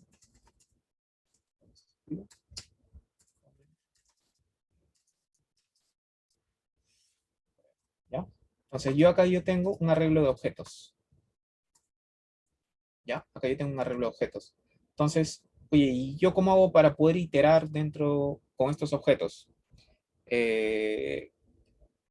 No podría simplemente hacer un for i, ¿no? O sea, podría hacer esto, ¿no? Vamos acá a definir la función. Que diga, ¿no? Prueba 2, function, prueba 3.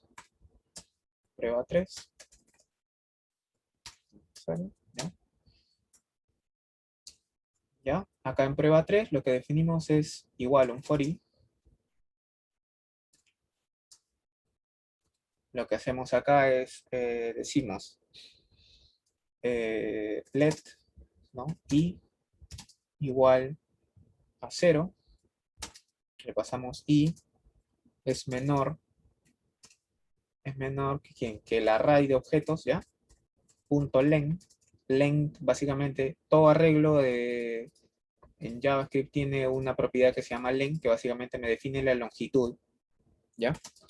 Ahora, para yo poder hacer referencia a los valores que tiene un objeto, lo que tengo que hacer básicamente es, este sería el objeto que está en la posición 0 dentro del arreglo, este sería el objeto en posición 1 dentro del arreglo, la longitud del arreglo es 2, tiene 2 elementos, pero las posiciones solamente llegan al 0, al 1. Entonces, por eso es que acá pongo, ¿no? De que comienza en 0, pero tienen que ser menor a la longitud, ¿no? La longitud es 2, menor a la longitud, menor a 2, solamente se imprimiría el 0 y el 1, ¿no? Que es básicamente lo que queremos. Ahora, vamos a seguir con esto. Vamos a seguir con esto. Lo vamos a imprimir. Vamos a decir i es menor que, no, i más, para decir que esto siga creciendo, ¿no? Y lo que hacemos es acá, es imprimir, ¿no?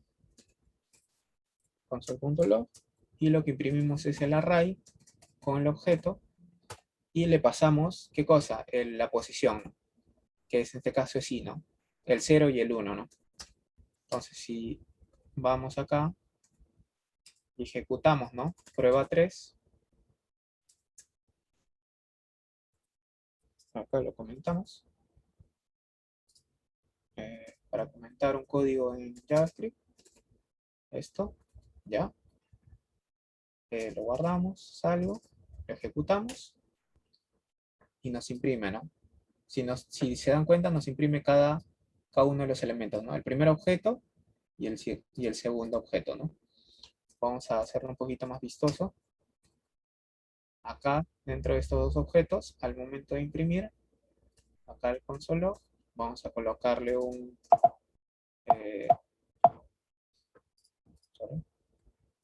¿ya? Acá vamos a colocar un mensajito que diga posición. Ah, ya, otra cosa. Puedo colocar textos con las comillas simples o las comillas dobles, ¿ya?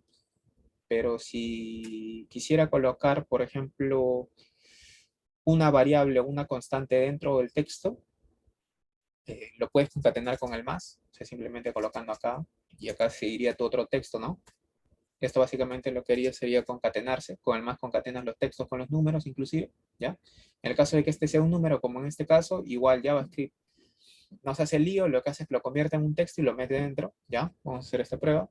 Vamos a posición, espacio, llega el número, los dos puntos y un espacio. Lo guardamos, salgo, lo ejecuto y me sale, ¿no? Posición 0, posición 1, dentro de la regla, ¿ya? Ahora, si entramos acá, el tab, ¿ya? Si entramos acá, esta es una forma, ¿ya? Otra forma de hacerlo más elegante, borramos esto, sin el más, sí, y usamos otro tipo de comillas, que básicamente es el backtick. Este backtick me permite colocar de nuevo la información, position. Quiero poner acá una variable, una constante, simplemente pongo $, y entre las llavecitas tengo que colocar la variable i. Esta sería la sintaxis, que sería equivalente a la sintaxis anterior, o sea, el resultado es el mismo. Bueno, acá me falta simplemente un espacio final, ¿ya? Pero la diferencia es que se ve mejor, ¿ya? Se ve mejor a nivel de lectura de código. Entonces, no, es el mismo resultado, ¿vale? Pero esa es otra forma en la cual ustedes lo podrían hacer, ¿no? Ahora, de nuevo, acá estamos usando un for i, pero esto de acá tendría que... ¿Qué lío, no? O sea, al final tengo que definir una variable, luego poner posición i, len y más, ¿no? Para poder recorrer. JavaScript de nuevo, como es un lenguaje amigable, trata de hacer las cosas más sencillas. Eso no significa que sean lo más eficiente, ¿eh? Pero, o sea, la sintaxis es muy amigable. Básicamente acá yo puedo hacer un for of. Ya no defino esto, sino que simplemente hago un let. Como yo ya sé que esto es un objeto, simplemente hago let, le defino, oye, ¿sabes qué? Este es un arreglo de objetos. Entonces, objeto defino. Let objeto of mi arreglo. Array of objetos. ¿Y qué es lo que hace esto? ¿Y qué es lo que hace esto? Básicamente, ya no tendría que simplemente para poder acceder a un objeto que está dentro del arreglo, a uno de los elementos que está dentro del arreglo, ya no tendría que colocar el número de la posición, el index, sino que tendría que colocar simplemente obj, ¿no? O sea, el for of, lo que está haciendo por default es iterar todo, ¿no? En este caso le voy a quitar esto. Y si, por ejemplo, ¿no? Yo quisiera iterar todo esto, decíamos, ¿no? Objeto. Si yo quisiera iterar esto, como nos damos cuenta, es mucho más sencillo. Es mucho más fácil de leer, ¿no? Decir, oye, ¿sabes qué? Este objeto, de este arreglo de objetos, y cuando imprimo, simplemente uso obj, que es objeto.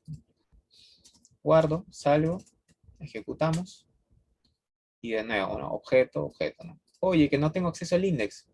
Si no lo necesitas, no es necesario no es necesario que hagas un for i, ¿no? Y de esta forma la sintaxis es mucho más amigable, ¿no? Mucho más fácil de leer, ¿no? Ya no tienes que decir, oye, ¿por qué creó este i? ¿Qué valores tiene esto? ¿No? Mucho más sencillo. Ahora, esto es esto es por un arreglo, ¿ya? Pero arriba también teníamos, ¿qué cosa? Teníamos un objeto. Y tú me puedes decir, oye, mira, ¿sabes qué? Yo quiero iterar el array genial, pero a mí también me gustaría iterar lo que tengo dentro de un objeto. ¿Cómo puedo iterar lo que tengo dentro de un objeto? O sea, quiero iterar, ¿no? Quiero avanzar en cada una de las propiedades que tiene el objeto y poder, no sé, modificar, añadir algo, ¿no? O simplemente imprimirlo, ¿no? ¿Cómo hago? Vamos a generar otro tipo, ¿no? De iterador, otra estructura de control, pero que esta vez no es un for i ni tampoco es un for o, es un for in. For in example. ¿Ya? Este for in example, vamos a comentar esto. Vamos a generar otra prueba que se llama prueba 4. Function, prueba 4, o test 4. ¿Ya? Le pasamos esto. Y esto lo que va a hacer es definir igual un objeto, pero en este caso, eh, ya no se usa un let, sino se usa un const, ¿ya? Y acá lo que tú deberías colocar sería el nombre de la propiedad, o sea, un nombre para poder hacer referencia al nombre de la propiedad, por eso le pongo prop. Vamos a iterar los elementos, las propiedades que tiene un objeto para poder acceder a sus valores, ¿ya? In, y acá le tengo que pasar el objeto, ¿no? Este objeto, que es este, ¿no? Rubén, objeto 1. Entonces, obj.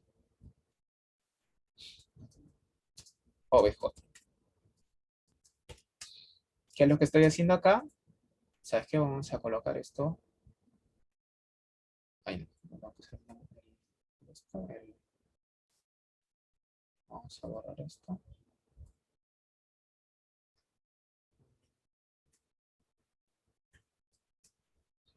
Vamos a borrar esto y vamos a definirlo abajo.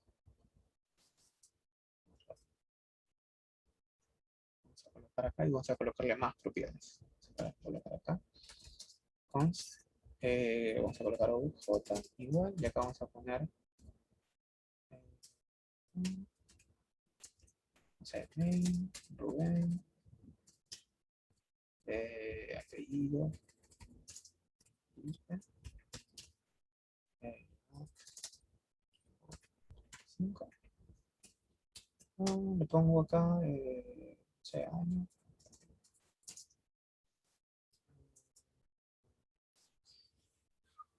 Edad. Ya. Ya, vamos a colocar acá y vamos a iterar esto, ¿no? Entonces, dentro de objeto, quiero imprimir todos los nombres de las propiedades. Entonces, yo console log, colocar acá. Vamos a hacer algo un poco más chévere. Vamos a colocar doble comillas acá, backtick, y vamos a colocar propiedad. Y acá le vamos a pasar el nombre de la propiedad. ¿Y cuál es el nombre de la propiedad? Prop. Y bueno, ponemos una comita y le ponemos value. Quiero saber cuál es el valor. Simplemente le pongo acá. ¿Cómo puedo acceder al valor con la propiedad? Simplemente colocamos obj, como les enseñé a acceder, ¿no? A una propiedad dentro de un objeto. En este caso, como le vamos a pasar un texto, no podríamos colocar objeto.prop. ¿Por qué? Porque el punto prop estaría tomando como prop al nombre de la propiedad dentro del objeto. En este caso, prop no es el nombre de la propiedad, sino que es una variable que contiene el nombre de la propiedad. Entonces, como prop es un texto que contiene el nombre de la propiedad, tengo que usar la sintaxis de corchetes, ¿no? Prop. Y básicamente hacemos esto, y lo que va a hacer acá prueba 4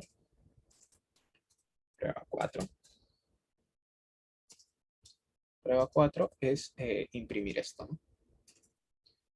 Vamos a ver esto, no, prueba 4, y miren qué es lo que ocurre, ¿no? Imprime, dice prop, o propiedad, name, value, Rubén, propiedad apellido, value Quispe, propiedad edad, value 25, ¿no? Ya. Ahora, volvamos acá. Para esto serviría un for in, ¿no? Para poder iterar, ¿no? Esta es otra herramienta que si quiero iterar objetos, quiero iterar cualquier cosa, ¿no? Con el for i puedo iterar cualquier cosa, a excepción de esto, ¿no? Pues con esto lo puedo hacer con el for i. Hay varias cosas que se pueden hacer, la verdad. Otra forma, porque igual JavaScript tiene un montón de métodos, ¿eh? Que te facilitan varias cosas, ¿ya? Que te hacen mucho más legible, ¿no? El tema de la lectura del código. Podemos hacer un map también, ¿no? Un map, un for each. En el caso de tener un objeto, mejor dicho, un arreglo de objetos, como en este caso, el array de objetos, nosotros podemos actualizar todo este array de objetos, ¿ya? Añadirle una nueva propiedad con un map, ¿no? El map no es una estructura de control, es una función, es un método que ya viene ya con JavaScript, o sea que también está en Node, y que te permite poder iterar un arreglo, modificarlo y devolverte un nuevo arreglo, ¿no? Por ejemplo, puedo decir acá, const new array, pero este new array lo que va a hacer es recibir el array de arriba, que ¿cómo se llamaba? Se llamaba array objeto, array obj, y los arreglos tienen por default, cuando tú los defines, tienen un método que se llama map, que te permite poder iterar, ¿no? Entonces, oye, ¿sabes qué? Le voy a hacer un map de esto, y lo que le voy a pasar es una función. Ahora, y acá viene otra cosa, la sintaxis de las funciones. De nuevo, JavaScript nos trata de hacer las cosas sencillas. Hasta ahorita estaba usando la sintaxis que básicamente se usa en cualquier lenguaje, ¿no? Que pone function, el nombre y tal, pero también puedes definir funciones de diferentes formas, ¿no? Existe algo que se llama array function, arrow function, ¿ya? O sea, que son funciones de flechita. ¿Qué significa esto? De que yo puedo definir, por ejemplo, la prueba 5, ¿cómo la definiría? Vamos a definirlo de una manera distinta, ¿ya? Vamos a decir acá const prueba 5, así, como si fuera una variable, una constante, prueba 5, y prueba 5 va a ser igual a una función, pero esta función la voy a definir como un arrow function, ¿no? ¿Qué es lo que hago? Coloco entre paréntesis, básicamente lo que voy a recibir dentro de la función, coloco la flecha, el arrow, y acá básicamente coloco lo que se va a ejecutar dentro de la función. Ahora, esto de acá tampoco tiene no necesariamente puede ser, o sea, si es más de una línea, ¿ya? Si es más de una línea, lo que vas a ejecutar, usas las llaves, pero si no, no es necesario. Entonces acá vamos a definir prueba 5. Prueba 5 por default va a ser una función que va a recibir un objeto, ¿ya? Y lo que va a hacer esta función es recibir el objeto y añadirle una propiedad que va a ser new, no, o simplemente test, ¿ya? Y este valor va a tener 1, ¿ya? Y luego lo que va a hacer es retornarme el objeto, ¿ya? Con return básicamente haces de que una función te devuelva un valor, ¿no? Tu función genera todo un proceso, imprime, no sé, y al final tú puedes hacer que tu función te retorne un valor, ¿no? En la próxima clase vamos a ver la parte del asincronismo, ¿no? O sea, hasta ahorita todos estamos viendo solamente código sincrónico, o sea, el código se ejecuta a medida que va llegando las funciones y se ejecutan, ahí mismo espera que se terminen de ejecutar para que puedan avanzar, pero en la próxima clase con la ejecución de un servidor web, nosotros vamos a implementar funciones que son asincrónicas. Para eso vamos a usar otras herramientas que son por ejemplo, los callbacks, las promesas, el async await, ya correcto, que básicamente son sintaxis que nos permite definir funciones asincrónicas, ¿ya? ¿Qué significa sincrónico? De que, oye, mi función se puede demorar media hora, pero el código va a seguir avanzando y no va a esperar a que se ejecute esa función, a que finalice, ¿ya? Todos estos conceptos se van a explicar en la última.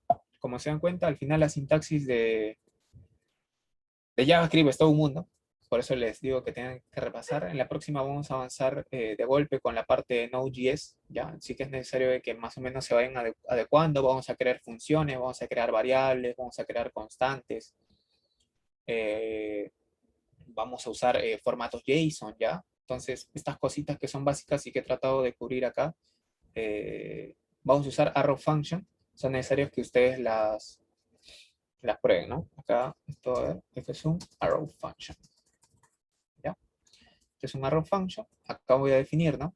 Estoy definiendo una función que recibe el objeto, cambia la propiedad test dentro del objeto, le da el valor 1 y luego retorna el objeto, ¿no? Como les digo, acá el new array tiene todos los arreglos tienen un método que se llama map. Este map recibe una función que como parámetro inicial recibe las iteraciones, los valores que tiene el arreglo, ¿no? En este caso, como tengo un arreglo de objetos, va a iterar los objetos y luego me va a retornar un arreglo de objetos nuevo, ¿no? ¿Qué es lo que le vamos a pasar acá? Prueba 5. Que es básicamente lo que hace, ¿no? Le paso una función, el map lo que va a hacer es recorrer todos los objetos, va a cambiarle el valor a test, va a añadir el valor test y luego va a retornar, ¿no? El mismo objeto, ¿no? Y lo que va a hacer el map es recibir estos retornos de los objetos y va a generar un nuevo arreglo, ¿no? Y cuando imprimamos new array, me va a imprimir un nuevo arreglo, ¿no? Que va a ser distinto, o mejor dicho, va a tener esta nueva propiedad que se llama test en todos los objetos, ¿no? A ver, vamos a hacer esto. Vamos a hacer un console log. Sorry, ya, console log. Y new array. Guardamos, salimos, ejecutamos. Y nos damos cuenta de que efectivamente ha añadido el test, ¿no? Test 1, ¿no? Como nos damos cuenta. Ahora, ahí solamente para cerrar la parte de los arrow function. En este caso, que lo que estoy haciendo es...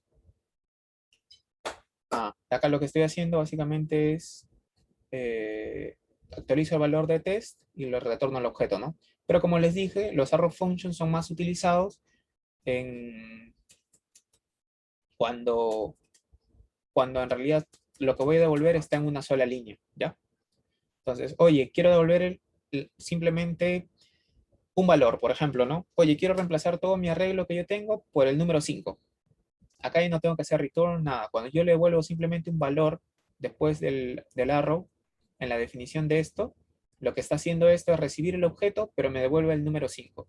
O si no, le devuelve un objeto, ¿no? Oye, acá le devuelve un objeto, pero si en este caso recibo las llaves, hay un conflicto de sintaxis, ¿no? Porque hace rato dijimos que las llaves o sea, cuando hice esto, lo que colocaba dentro de las llaves era básicamente lo que iba a ejecutarse dentro de la función. Pero en este caso, como no va a hacer eso, lo que yo quiero devolver es un objeto, tengo que colocar esto entre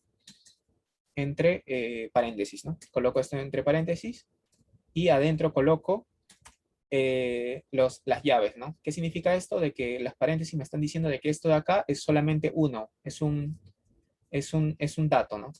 Que en este caso es un objeto y le voy a poner, ¿no? Oye, nombre, test, voy a actualizar todo el arreglo que tenía y le voy a poner simplemente dos valores, ¿no? Message. Y acá le voy a poner fin. ¿Ya? Entonces, ¿qué es lo que hago? Simplemente acá estoy devolviendo solamente un elemento. Se dan cuenta que ni siquiera he puesto un return y debería de funcionar, ¿no? Hago esto y efectivamente yo tenía un arreglo, ¿no? Con valores Rubén test, Cristian prueba, pero he modificado todo el arreglo y esta vez he generado uno nuevo con valores que son fijos, ¿no? Efectivamente, así se podría usar un arrow function, ¿no?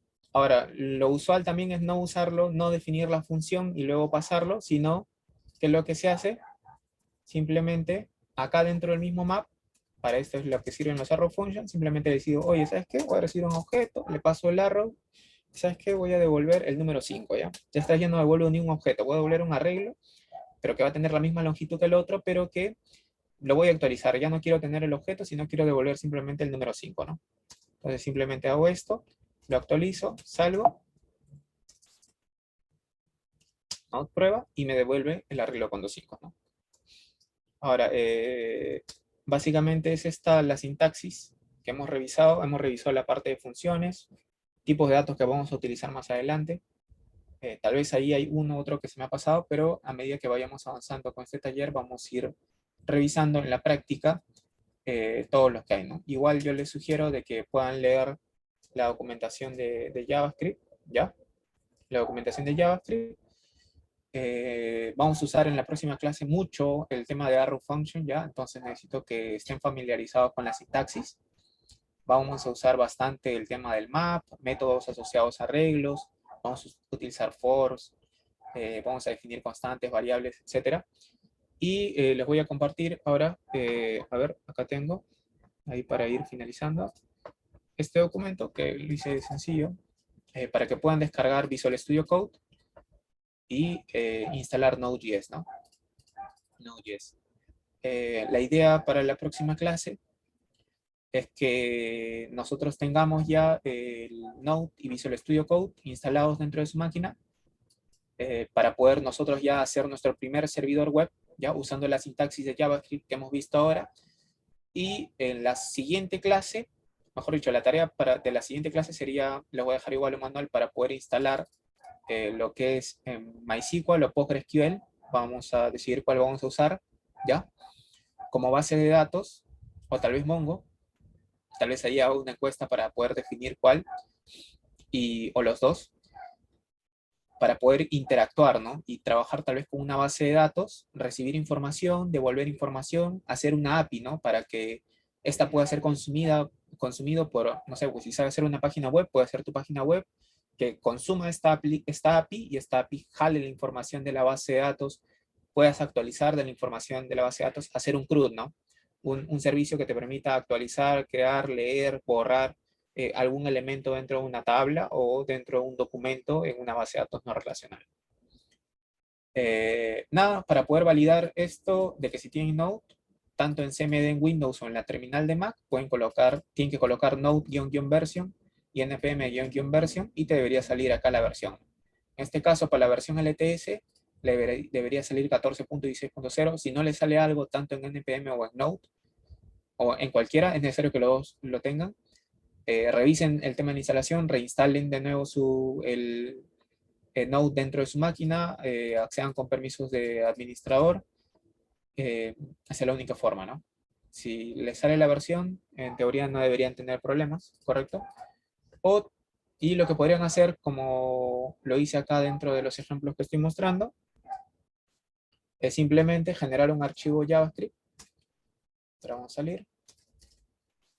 Como acá dice, ¿no? Generé un archivo JavaScript, prueba.js, coloqué código de JavaScript dentro y para ejecutarlo simplemente puse Node y el nombre del archivo, ¿no? Y podrían ejecutar código JavaScript desde su máquina, ¿no? Ya con esto ya tendrían todo validado y listos para nosotros en la próxima clase poder generar un servicio web, ¿ya? Y empezar a generar funciones, controladores, seguir un modelo, tal vez el modelo MVC, un modelo un poco más simple para este taller, ¿no? Nada, básicamente eso. No sé si hay alguna consulta. Si no, para finalizar la sesión. Eh, chicos, he mandado el link de la asistencia. Por favor, si pueden marcarla y también si pueden hacer cualquier pregunta, pueden activar su micro. Alcen la manito, ahí creo que hay una función, ¿no? Para que no... Espero que se haya entendido. Igual soy abierto a feedback. Si tienen ahí algún comentario, me dicen nomás, no, sin rocha. ¿Dónde está esto?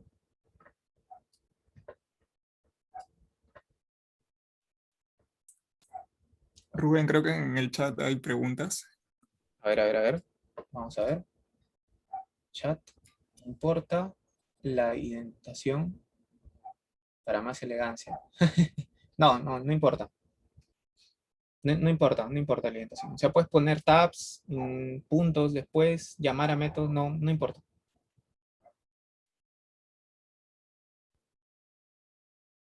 Al final JavaScript lo va a correr, ¿no? No. Es más, pudimos haber hecho cosas más